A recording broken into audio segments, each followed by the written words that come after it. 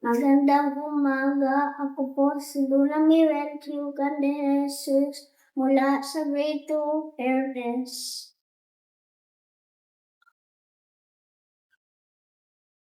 Ako po ay magbabasa ng istorya.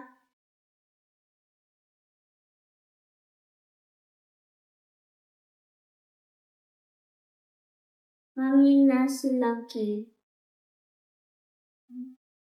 Unang kita ko pa lang kay Lucky ay gusto ko na agad siya. Pero ayaw sa kanya ng 4 na taon kong kapatid na si Gary. Takot siya sa malaking aso na yun lang niya nakita. Ada, hindi natin pwedeng alagaan ang asong iyan, sabi ni nanay. Habang inilayo ang umiyak na si Gary kay Lucky. Kawawa naman si Lucky.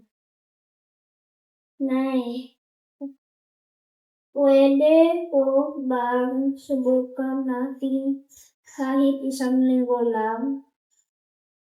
Pakiusap ko kay inay. Sige, 1 linggo lang ha. Hahanapan ko ng bagong amo ang asong iyan. Mahirap mag-alaga ng aso lalo't ayaw sa kanya ni Gary, sabi ni nanay. Lucky, kabait ka para magustuhan ka ni nanay ha. Sabi ko kay Lucky. Ginilaan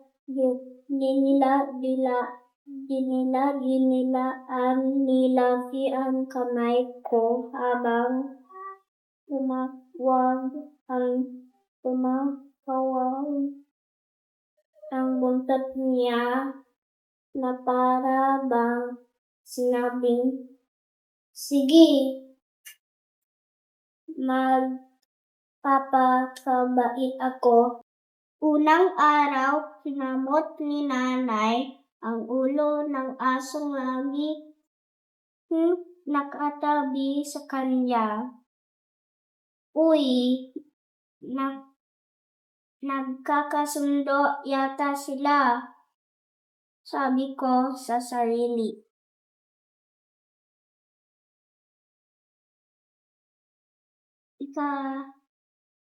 Ikalawang araw, bumili si nanay ng dog food para kay Lucky.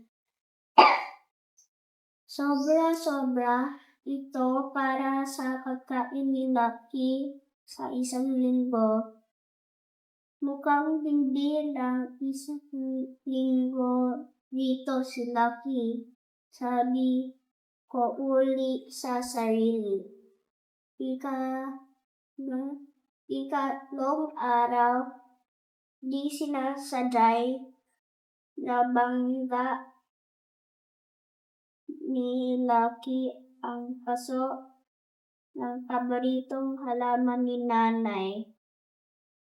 Sabi ko na bae, sabi ni nanay habang winawalis ang nabasag na paso. Lagot. Ika-4 na araw, umiyak si Gary dahil kinuha raw ni Lucky ang bola niya. Pero gusto lang pala niyang makipaglaro.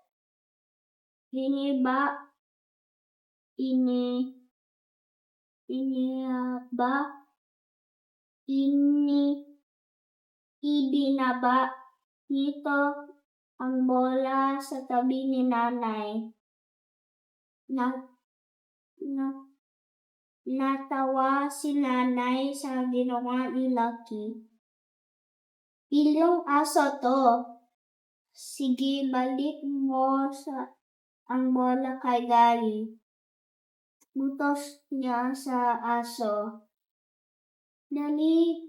Dali-daling kinagat ni Lucky ang maliit na bola at dinala kay Gary. Iyon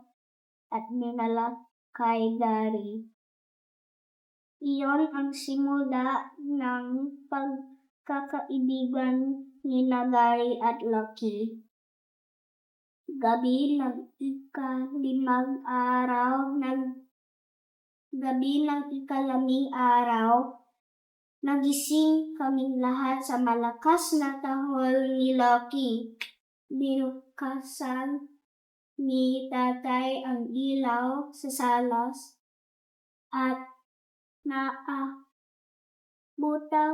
may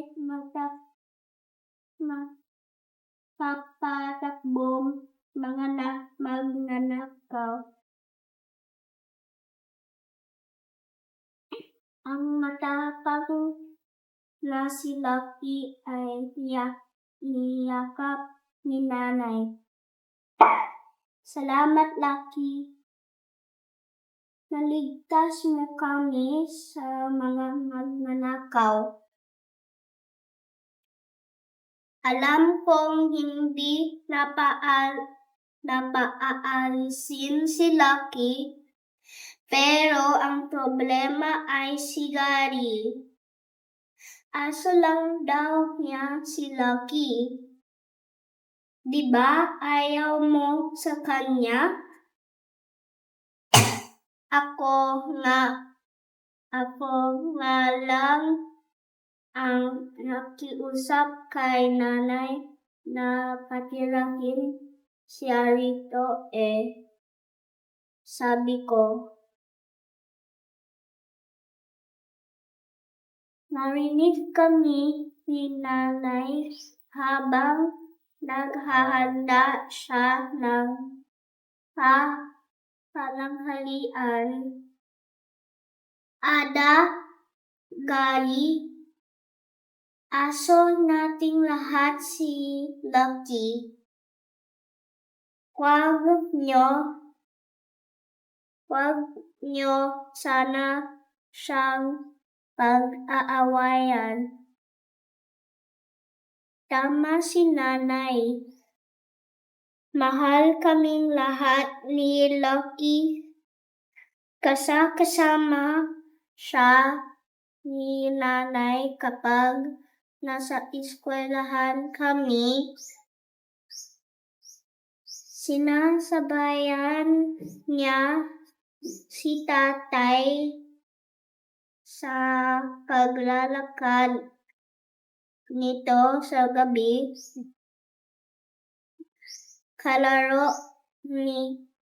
Kalaro siya ni Gary sa hapon.